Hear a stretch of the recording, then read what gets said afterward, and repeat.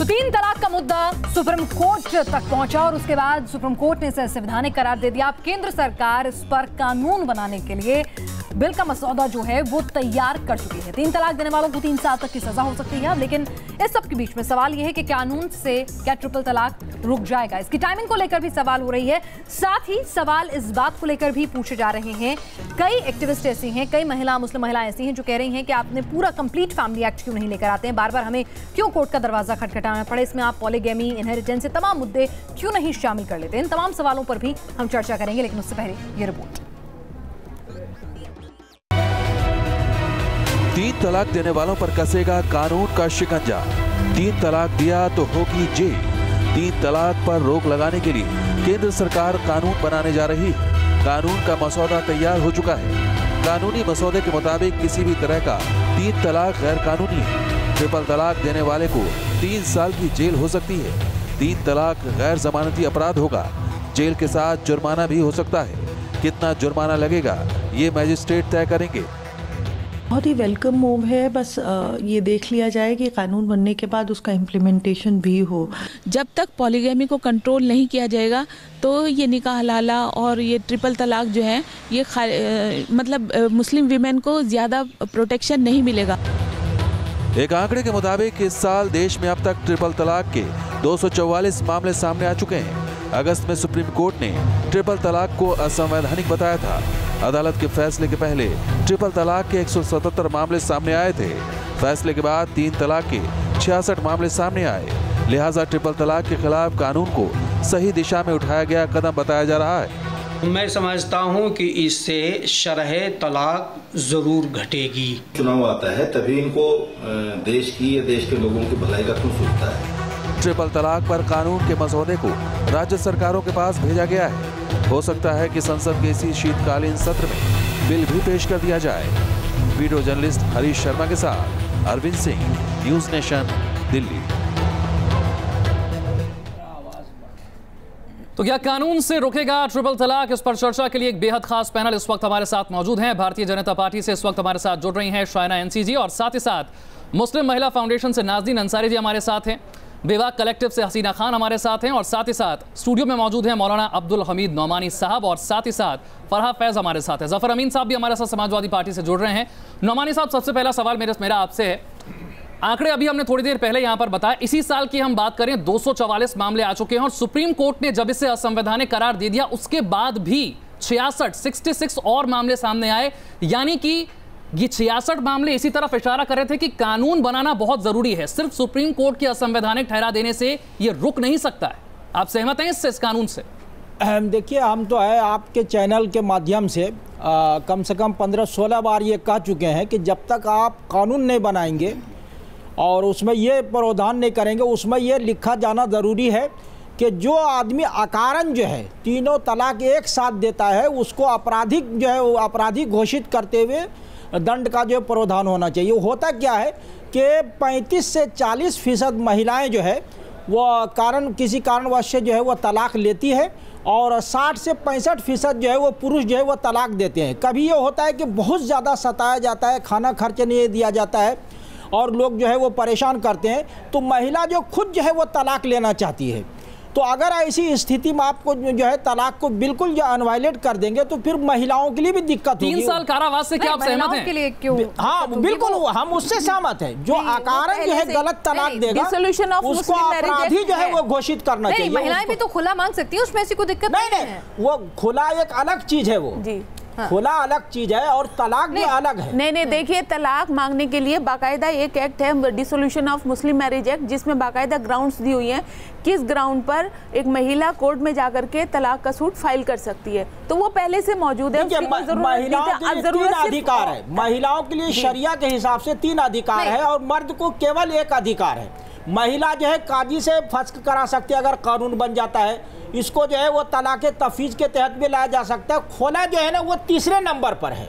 चलिए शरिया में आपको लगता है कि यहाँ पर अब ये जो अभी जो हमारे को सूत्रों के बारे से जो खबर मिल रही है कि 3 साल तक की सजा हो सकती है और नॉन बेलेबल ये पूरा ऑफेंस होगा 3 तलाक, तो आपको लगता है इससे तलाक कहीं ना कहीं जो व्हाट्सएप पे या इस तरह से फ़ोन पर चिट्ठी लिखकर दे दिया जाता था, ये सब रुकेगा और कुछ लोग डरेंगे? देखिए, इसमें जो है पूरी तरह से राजनीतिकरण हो रहा है। बीजेपी गवर्नमेंट जो है मुसलमान औरतों को चारा बना करके 2019 के चुनाव की तरफ जाना चाह रही है।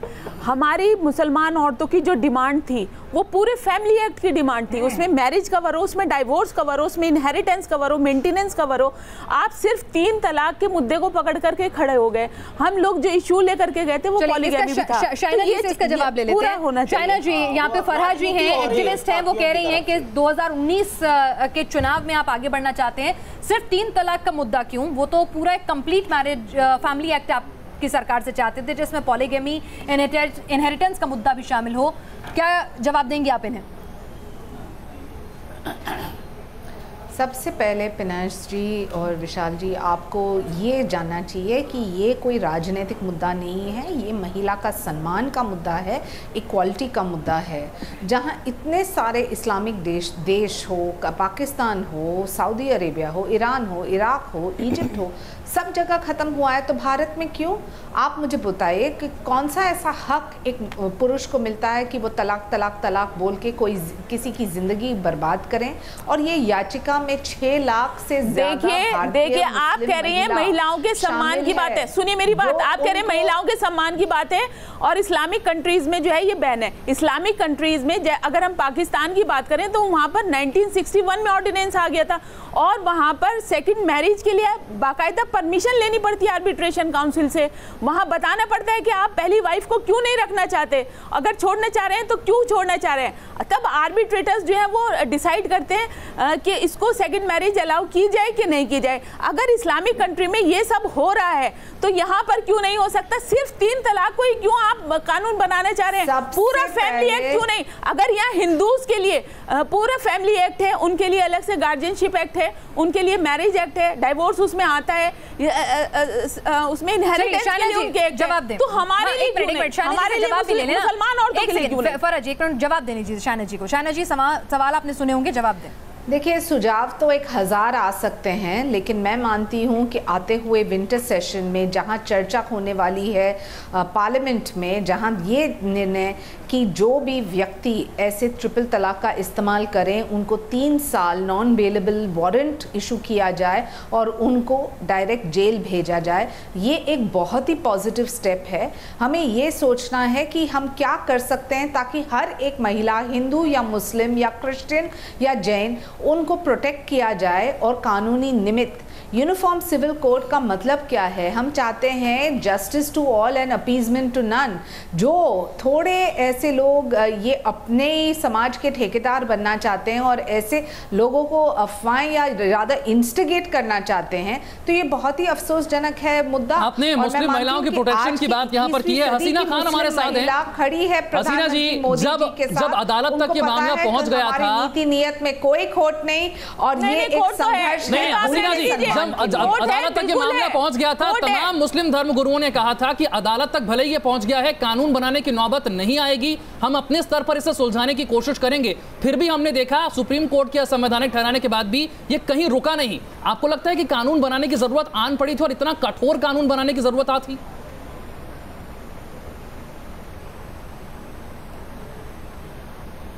देखिए, ये ऐसा है कि बहुत जल्दबाजी में भाजपा सरकार ये कदम उठा रही है कानून बनाने के लिए। ये अभी कुछ महीने हुए हैं और सरकार ने अपने आप में कोई इम्प्लीमेंटेशन करने का काम नहीं किया। ना अभी तक के सुप्रीम कोर्ट के जो फैसले आए हैं, हम बहुत सारे गांव में और छोटे छोटे शहरों में जो काम करते हैं, हमने देखा है कि लोगों को इस फैसले के बारे में मालूमात ही नहीं है। तो सरकार की सबसे पहले जिम्मेदारी होनी चाहिए कि वो जानकारी दे। जानकारी देने के बाद में अगर लोग उसके बावजूद भी ऐसा कदम उठाते हैं तो उसके लिए दूसरा या तीसरा स्टेप क्या होना चाहिए। ये बहुत एक्सट्रीमिस्ट स्टैंड है बीजेपी सरकार का कि जो वो ये क्रिमिनल ऑफेंस एक्ट लाना चाहती है। ये महिलाओं के और मुसलमान महिलाओं के सम्मान के नाम पर ये जो क्रिमिनल ऑफेंस एक्ट लाकर ये मुसलमान औरतों की ज़िंदगी को वो और भी परेशान कर सकेगी। इसमें क्या है, आप अगर एक सुप्रीम कोर्ट कह रहा है कि 3 तलाक अब नहीं हो सकती। और कोर्ट अब ये बीजेपी सरकार कह रही है कि अगर किसी ने तलाक दिया तो हम उसको जेल देंगे। तो शादी, सुनिए पूरी बात, आप पूरी बात सुनिए, आप पूरी बात सुनिए, आप पूरी बात सुनिए। शादी खत्म नहीं, पूरी बात सुनिए, just complete what I am saying, मेरे बात सेंटेंस खत्म होने दो। जी बोलिए। तो अभी शादी खत्म नहीं हुई और आप शादी को खत्म नहीं करने के पहले आप उसको जेल भेजोगे, मर्द को जेल भेजोगे, तो यहाँ पे औरतों के कॉम्पनसेशन का और उनके राइट्स का, उनके प्रॉपर्टी का, इकोनॉमिकल राइट्स का के बारे में क्या सुझाव है? नहीं देखिए, आप देखिए हसीना जी, आप ये कह रही हैं कि शादी खत्म नहीं हुई, आप उसको पहले जेल भेज देंगे। नहीं, आप मुसलमान औरतों के साथ बातचीत करें पहले। नहीं, ये कोई जरूरी थोड़ी है। आप मुसलमान औरतों के साथ बात करेंगे तब 70 साल से बात ही तो हो रही है, आज तक कुछ नहीं हो रहा है। अलग अलग हमें विचार, मुस्लिम समुदाय से ही, मुस्लिम महिलाओं की ही जो लड़ाई लड़ रही है महिलाएं, उनसे भी अलग अलग विचार आ रहे हैं। जफर अमीन साहब, इसकी टाइमिंग को लेकर भी विपक्ष जो है लगातार बीजेपी को घेर रहा है। आपको क्या दिक्कत है? भाई कोर्ट का फैसला आया, उसके बाद कानून बनना था, तो आपको परेशानी 6 महीने का टाइम दिया था ना, 6 महीने के अंदर ही तो बन रहा है। जफर अमीन साहब, आपको इसमें कुछ क्या इसमें टाइमिंग को लेकर आपको भी कुछ सवाल है? कानून बनना था, माइनॉरिटी जजमेंट, ये माइनॉरिटी जजमेंट है। एक मिनट हसीना जी, जफर साहब बोलिए। मिसगाइड ना कीजिए, ये माइनॉरिटी नहीं, ये ट्रिपल तलाक, ये बहुत जल्दीबाजी में लिया जा रहा है ये फैसला। नहीं, एक मिनट जी, ये बहुत जल्दीबाजी में लिया जा रहा है फैसला। इसमें जो कानून बना रहे हैं, इसमें संशोधन करने की जरूरत है। सबसे बड़ी चीज कि जिस तरह दहेज उत्पीड़न में किसी महिला की डॉक्टरी के बाद मुकदमा होता था, इसमें कौन सी डॉक्टरी होगी, जरा सा ये बता दिया जाए। कोई महिला झूठ में अपने पति के ऊपर ये आरोप लगा दे कि इन्होंने 3 तलाक दे दिया है और पति जो है 3 साल के लिए जेल में चला जाए, इसका क्या एविडेंस हो गया, क्या प्रूफ होगा? जेल उसको तब होगी जब ये डिसाइड हो जाएगा कोर्ट में क्या उसने ऐसे तलाक दी थी। काम कर रही है। आप बताइए, दहेज उत्पीड़न में ना जाने कितने बेकसूर लोग जेल में हैं। नहीं, उसमें तो डॉक्टरी होती है, इसमें कौन सी डॉक्टरी होगी? अगर कोई महिला कह दे कि हमारे पति ने 3 तलाक दे दिया है तो वो 3 साल की जेल हो जाए। नाज़रीन जी, कानून का गलत इस्तेमाल होगा और दूसरी चीज है कि कानून बनाने से बात नहीं बनेगी। यहाँ पर जागरूकता की बात की जा रही है। जब तक जागरूकता नहीं होगी तब तक कानून का भी गलत इस्तेमाल होगा और ना ही अधिकार का इस्तेमाल होगा। जी बोलिए नाज़रीन जी। अरे सीधे गलत इस्तेमाल होगा, सीधे देखिए, सजा तो जो मिलेगी वो मिलेगी, मगर उसके साथ साथ उसका जो हर्जा खर्चा है वो भी तो मिलना चाहिए औरत को, क्योंकि तलाक देगी तो आदमी ऐसे ही छोड़ दे रहा था। भाई सजा काटेगा आदमी तो हर्जा खर्चा कहाँ से देगा? और इसमें महिला को हर्जा खर्चा भी मिलना चाहिए, क्योंकि बच्चे हैं, वो अकेली है, जिस तरह से भी है, तो उसको मुआवजा मिलना चाहिए, उसको हर्जा खर्चा मिलना चाहिए। तलाक दे देने से, जेल में डाल देने से सजा मुकम्मल नहीं होती, इसकी पूरी मुकम्मल चीज नहीं हो रही है, तो उसमें हर्जा खर्चा भी जोड़ा जाना चाहिए कि ताकि उस महिला को। शाइना जी, इसमें सुझाव आ रहे हैं निकल करके, मसला हल होने वाला नहीं है। शाइना जी हमेशा बात को आगे बढ़ाती हैं। शाइना जी, आप यहाँ पर कुछ सुझाव निकलकर यहाँ तमाम महिला रिप्रेजेंटेटिव जो हैं वो कह रही हैं कि सिर्फ आप कानून तक सीमित मत रखिए, इसमें कुछ और चीजें इंक्लूड कीजिए, चाहे उनका खर्चा पानी हो या फिर इनहेरिटेंस हो, और चीजों को भी इंक्लूड कीजिए। और जैसा कि नाज़रीन ने कहा कि अगर जो आदमी है वो सजा काटेगा तो फिर गुजारा भत्ता कौन देगा? नाज़रीन ने तो राम मंदिर में जाके आरती की थी, हनुमान चालीसा पढ़ा था कि ट्रिपल तलाक खत्म हो जाए, अब हो रहा है। कानून को सीमित रखो। नो ना, एक मिनट, शाइना जी से भी बात कर लीजिए। Shaina ji, no, it's wrong interpretations ma'am. We are not saying कि ये कानून के सीमित है। हम ये कह रहे हैं कि ये कानून की जल्दबाजी नहीं कीजिए, ये कानून को जल्दबाजी में नहीं आप लोग लड़ाई लड़ रहे हैं। पहले सरकार को देखिए, शाइना एनसी, मैं इस चैनल से कहना चाहती हूँ शाइना एनसी जी को कि आप मुसलमान औरतों के बारे में जो बात कर रहे हैं, जो कानून ला रहे हैं, आप पहले औरतों के संगठन को, मुस्लिम औरतों के साथ काम करने वाले संगठन के साथ में कंसल्टेंसी कीजिए, इंटरेक्शन कीजिए, उनके साथ बात कीजिए, उसके बाद में आप जो ड्राफ्ट लेकर आएंगे वो हमारी चर्चा में होनी चाहिए। आप सिर्फ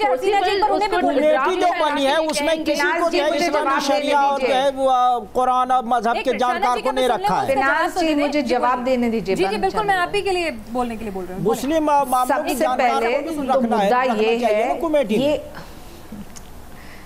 जो आपके पैनल पे महिला है, हम उनका भी सम्मान करते हैं, उनके भी सुझाव सही हो सकते हैं, लेकिन इसका मतलब नहीं कि 10 लाख मुस्लिम महिला जिन्होंने ये याचिका में अपनी जो सिग्नेचर के साथ सहमति दिखाई वो गलत है।